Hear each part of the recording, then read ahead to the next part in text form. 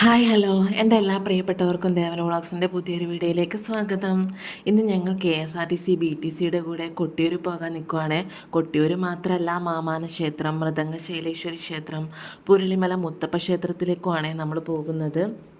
അങ്ങനെ ഭക്തി നിർഭരമായി നമ്മുടെ ഇന്നത്തെ യാത്ര ആരംഭിക്കുകയാണ്. യാത്രയുടെ തുടക്കത്തിൽ തന്നെ നമ്മുടെ കോർഡിനേറ്റർ ഹരീഷേട്ടൻ യാത്രയെക്കുറിച്ചും ക്ഷേത്രങ്ങളെക്കുറിച്ചും അവയുമായി ബന്ധപ്പെട്ട ഐതിഹ്യങ്ങളെക്കുറിച്ചും വളരെ മനോഹരമായി പറഞ്ഞു തന്നു.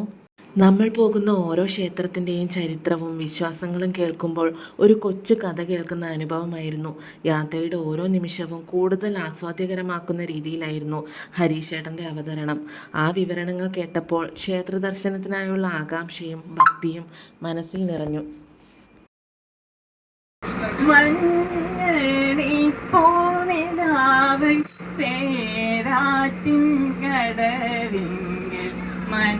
മഞ്ഞളരച്ചു വച്ച് നീരാടുമ്പോൾ മഞ്ഞണി പൂനിലാവ് പേരാറ്റിൻ കടലിൻ്റെ മഞ്ഞളരച്ചു വച്ച് നീരാടുമ്പോൾ മഞ്ഞണി പൂനിലാവ്.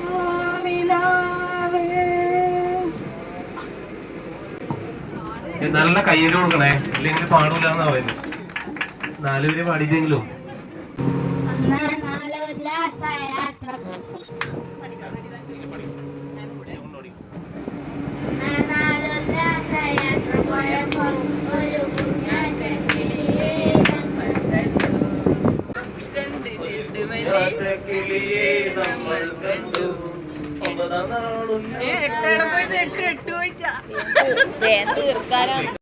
അങ്ങനെ പാട്ടും കളിച്ചിരി തമാശകൾക്കൊക്കെ ശേഷം ഞങ്ങൾ കണിയാർ വയലിലെ ഡോൾഫിൻ ഹോട്ടലിൽ നിന്നുമാണ് ബ്രേക്ക്ഫാസ്റ്റ് കഴിച്ചത്.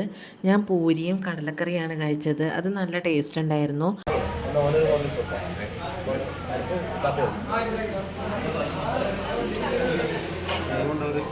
അങ്ങനെ ബ്രേക്ക്ഫാസ്റ്റ് കഴിച്ച് ഞങ്ങൾ അവിടെ നിന്നും ഇറങ്ങി. അത് കഴിഞ്ഞ് നമ്മൾ ആദ്യം പോയത് മാമാന ക്ഷേത്രത്തിലേക്കാണ്. മാമാനത്തമ്മ കുടികൊള്ളുന്ന മാമാനിക്കുന്ന് ശ്രീ മഹാദേവി ക്ഷേത്രം. മാമാനത്തമ്മയുടെ മുന്നിൽ മറികുത്തിയാൽ സർവ്വദോഷങ്ങൾക്കും പരിഹാരമായി എന്നാണ് വിശ്വാസം. ക്ഷേത്രത്തിലെ പ്രധാന വഴിപാടാണ് മറിസ്തംഭനം നീക്കൽ. നമ്മുടെ ജീവിതത്തിലുണ്ടാകുന്ന എല്ലാ തടസ്സങ്ങളെയും നീക്കം ചെയ്യാനാണ് മറികുത്തുന്നത്. ജീവിത വിഘ്നങ്ങളെ നാളികേരത്തിൽ സങ്കല്പിച്ച് അതിൽ ദേവീപ്രീതിക്കായി നെയ്ത്തിരി തലക്കൊഴിഞ്ഞ് സമർപ്പിച്ച് ക്ലേശങ്ങൾ മറികടക്കുന്നതിനായി 3 പ്രാവശ്യം നാളികേരം കടന്നു വെച്ച് വിഘ്ന നിവാരണാർത്ഥം നാളികേരം കൊത്തിയൊടിക്കുന്ന ചടങ്ങാണ് മറികൊത്തൽ. ഭക്തിയുടെയും ഐതിഹ്യങ്ങളുടെയും ചരിത്രത്തിൻ്റെയും സംഗമഭൂമിയായ കണ്ണൂരിലെ മൃദംഗശൈലേശ്വരി ക്ഷേത്രത്തിലാണ് നമ്മൾ അടുത്തതായി എത്തിയത്. ഉത്തര മലബാറിലെ പ്രധാന ശക്തി ക്ഷേത്രങ്ങളിൽ ഒന്നാണിത്. കേരള സിംഹം വീര പഴശ്ശിരാജയുടെ കുലദേവതാ ക്ഷേത്രമാണ് മൃദംഗശൈലേശ്വരി ക്ഷേത്രം. പരശുരാമ സൃഷ്ടിച്ച ക്ഷേത്രങ്ങളിൽ ഒന്നാണിതെന്ന് വിശ്വസിക്കപ്പെടുന്നു. ദേവലോകത്തിൽ നിന്നും ഈ പ്രദേശത്ത് പണ്ടേതോ ഒരു മിഴാവ് വന്ന് വീണു എന്നാണ് പഴമൊഴി. മിഴാവ് അഥവാ മൃദംഗം വീണ സ്ഥലമാണ് മൃദംഗശൈല നിലയം എന്നായി മാറിയത്. കൊട്ടാരക്കര തമ്പുരാൻ്റെ രാമനാട്ടത്തിൽ നിന്ന് പ്രചോദനം ഉൾക്കൊണ്ട് കോട്ടയം തമ്പുരാൻ കഥകളി സൃഷ്ടിച്ചത് ഈ ക്ഷേത്ര സന്നിധിയിൽ വെച്ചാണ്. പ്രകൃതി സൗന്ദര്യവും ആത്മീയ ചൈതന്യവും ഒരുമിക്കുന്ന ഈ ക്ഷേത്രം ഇന്നും ആയിരക്കണക്കിന് ഭക്തരെ ആകർഷിച്ചുകൊണ്ടിരിക്കുന്നു. വിശ്വാസത്തിൻ്റെയും ഭക്തിയുടെയും പാരമ്പര്യം തലമുറകളിലൂടെ പകർന്നു നൽകുന്ന ഒരു പുണ്യസ്ഥലമാണ് ഈ ക്ഷേത്രം. അടുത്തതായി നമ്മൾ പോയത് പുരളിമല മുത്തപ്പൻ ക്ഷേത്രത്തിലേക്കാണ്. പുരളിമലയിലെ മുത്തപ്പൻ മടപ്പുരയ്ക്ക് വളരെ പ്രസിദ്ധമായ ഒരു ഐതിഹ്യമുണ്ട്. മുത്തപ്പൻ തൻ്റെ യാത്രയ്ക്കിടെ പുരളിമലയിലെത്തി വർഷങ്ങളോളം തപസ്സു ചെയ്തു എന്നാണ് വിശ്വാസം.